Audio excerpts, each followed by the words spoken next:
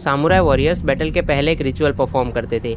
एक इतनी अजीब सी रिचुअल कि अगर आज के टाइम पर किसी को करने बोला जाए तो वो हमें मेंटली अनस्टेबल समझेगा। हर रोज वो अपनी खुद की डेथ इमेजिन करते थे, वो भी पूरी डिटेल्स में, कि उनकी मौत कैसे होगी, उनकी बॉडी कैसे गिरेगी, वो तड़प तड़प कर मरेंगे, उसके बाद क्या होगा।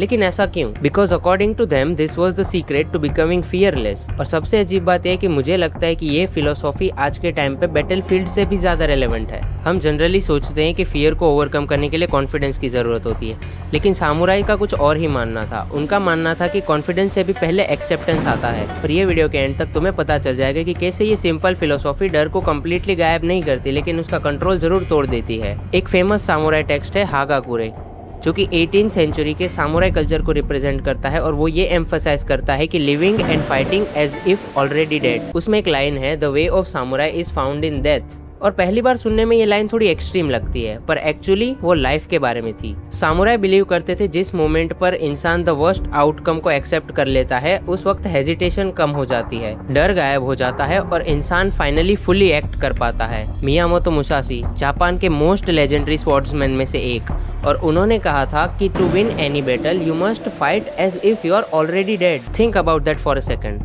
अगर तुम्हारा माइंड ऑलरेडी लॉस एक्सेप्ट कर चुका है तो फिर डर किस बात का? हम सोचते हैं कि फियर हमें प्रोटेक्ट करता है, लेकिन कभी कभी डर हमें जिंदा लाश बना देता है। And the funny thing is, आज हम बैटलफील्ड में नहीं रहते, फिर भी हम कॉन्स्टेंटली फाइट कर रहे हैं। हमारे बस एनिमीज चेंज हो गए हैं। अब लोग तलवार से नहीं डरते, लोग रिजेक्शन से डरते हैं, फेलियर से डरते हैं, एम्बेरसमेंट और जजमेंट से डरते हैं। बैटलफील्ड तो चेंज हो गया, लेकिन डर अभी भी वही है। आज के टाइम पे लोग फिजिकली नहीं हारते, वो मेंटली श्रिंक हो जाते हैं। मान लो तुम्हें बोला जाए कि कल तुम्हारा एग्जाम है, डर लगेगा ना? लेकिन तुम्हें उस एग्जाम से ज्यादा उसके रिजल्ट की टेंशन होती है कि अगर तुम फेल हो गए तो, अगर मार्क्स अच्छे नहीं आए तो।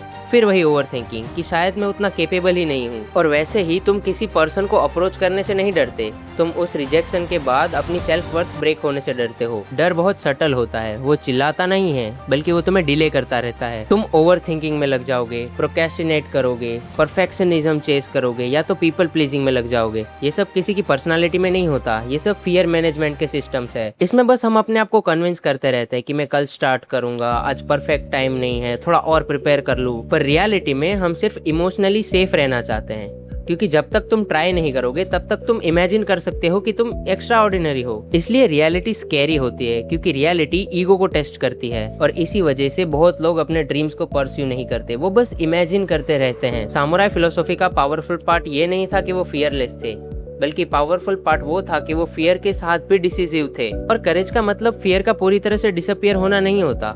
करेज का मतलब है कि तुम फियर के साथ भी आगे बढ़ते रहो। और एक्सेप्टेंस बहुत मिसअंडरस्टूड चीज है। एक्सेप्टेंस का मतलब गिव अप करना नहीं होता। एक्सेप्टेंस का मतलब होता है कि तुम रियलिटी के अगेंस्ट रेजिस्टेंस कम कर देते हो, तुम हकीकत से लड़ना बंद कर देते हो। जिस मोमेंट पर तुम इंटरनली एक्सेप्ट कर लेते हो कि हाँ, रिजेक्शन हो सकता है, ये काम भी नहीं करेगा, मैं फेल भी हो सकता हूँ, तो क्या?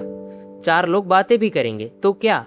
उस वक्त डर का कंट्रोल कमजोर हो जाता है, क्योंकि अब तुम्हारा दिमाग सर्वाइवल मोड में नहीं रहता है। और इसी वजह से बहुत से लोग अपनी जिंदगी जी ही नहीं पाते। अपने आसपास ही देख लो, वो बस अपनी इमेज ही प्रोटेक्ट करते रहेंगे, हमेशा सेफ ऑप्शंस, हमेशा safe personality, safe dreams, safe choices. और धीरे धीरे डर उनकी लाइफ का सीक्रेट आर्किटेक्ट बन जाता है। और तुमने नोटिस किया होगा कि शायद इसलिए कुछ लोग फेलियर के बाद चेंज हो जाते हैं, क्योंकि जब इंसान सर्वाइव कर लेता है तो उसका फियर थ्रेशोल्ड भी चेंज हो जाता है। और फनी बात तो ये है कि मैं ये वीडियो रिकॉर्ड कर रहा हूँ, लेकिन मुझे भी एग्जैक्ट फियर्स होते हैं कि अगर ये वीडियो फ्लॉप गया तो, अगर ये नहीं चला तो, क्या ये सब बकवास लगेगा? डिफरेंस बस इतना है कि मैंने रियलाइज किया कि डर के खत्म होने का इंतजार करते करते इंसान कुछ करता ही नहीं है। और लाइफ की ये बहुत बड़ी आयरनी है कि हम डर को अवॉइड करते करते ऐसी लाइफ बना लेते हैं जहां हम खुद ही जिंदा महसूस नहीं करते। और इसी चक्कर में जहां देखो वहां पर insecurity, fear of losing people, fear of losing identity. Real courage fearless बनने में नहीं है। रियल करेज सिर्फ इतना है कि हम डर के बाद भी आगे बढ़ते रहे। और शायद सामुराई इसीलिए डेथ को इमेजिन करते थे,